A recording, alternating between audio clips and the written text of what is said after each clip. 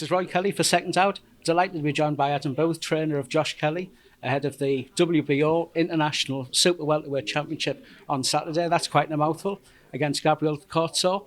What can we expect to see from Josh Kelly on Saturday night? I'm sure he's probably already told you. I'm just, I keep saying this, I've been saying this for a long time. I'm just looking forward to Josh fulfilling his potential and people seeing on fight nights and under the spotlights what so many of us have been seeing in the gym for so long. And he's definitely a big step closer to fulfilling his potential from the progression since December. Did we not see a lot of that against Troy Williamson for the British Championship? Well, I can say, because that fight's now in the past, I can tell you that he boxed well, but I know that is no more than 30% of what he's capable of. But that was the performance he wanted to put in and needed to put in on that night. But I know he's got so much more that he can do. Why is Corzo the right opponent for this Saturday in Newcastle? Well, he's WBO ranked number 12, and in absence of a big fight, Josh has got to keep consolidating his rankings.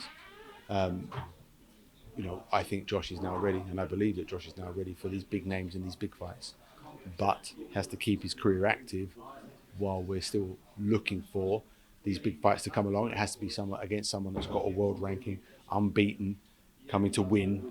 These are the fights he needs at this stage.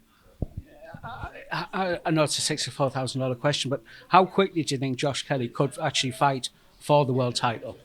He's ready now. He's ready now.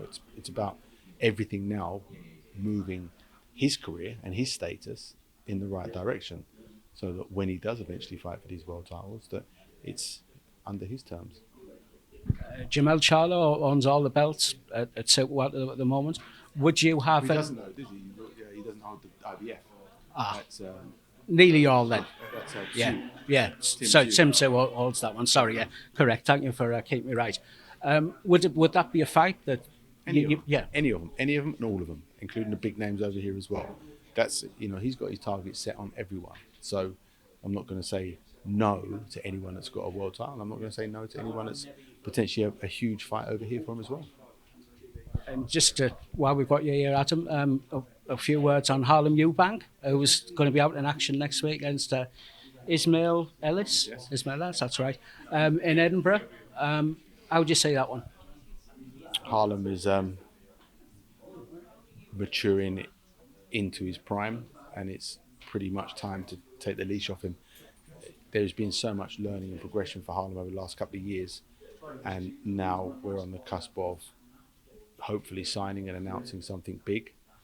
Got to keep his career active, keep himself sharp, keep that winning mindset, and that's what next week is about. I think Kalle Sauerland mentioned about this being his breakthrough year, and Harlem himself is insisting he was going to make a statement. Is it going to be very soon? He's going to be let off the leash for that big fight? Yeah, absolutely. Yeah, we're ready now. Just going to get through next week, and then it's time to do that. While we've got you here, Adam, it would be amiss not to talk about heavyweight boxing. You have a certain amount of expertise on that front. We'll start with today's headlines. Tyson Fury's fight. What did you make of that? Which fight? In Saudi Arabia. Francis Ngannou. I'm disappointed that he's not fighting AJ or Usyk, but hopefully we'll get those fights in the future.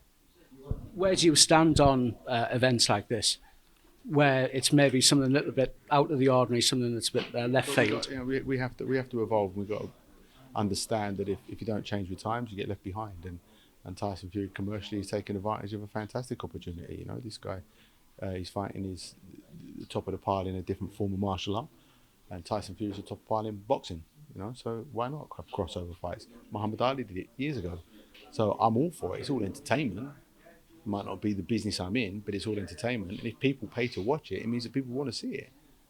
What do you make of the more conventional fight, Usyk and Dubois?